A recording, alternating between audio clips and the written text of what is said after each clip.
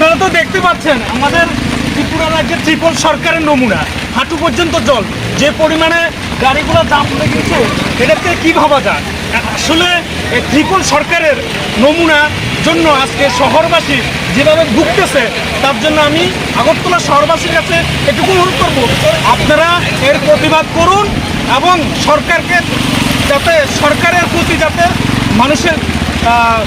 বিক্ষোভটা যাতে তৈরি করা যায়, সেজন্য আমি আগরতলা শহরবাসীর কাছে এটা অনুরোধ রাখবো যে ত্রিপুর সরকারের যে নমুনা, যে হাঁটু পর্যন্ত যে জল এবং মানুষের যেভাবে ভুগছে, তার জন্য আমি শহরবাসীর কাছে অনুরোধ রাখবো আপনারা এটার বিরুদ্ধে সোচ্চার হওয়ার জন্য।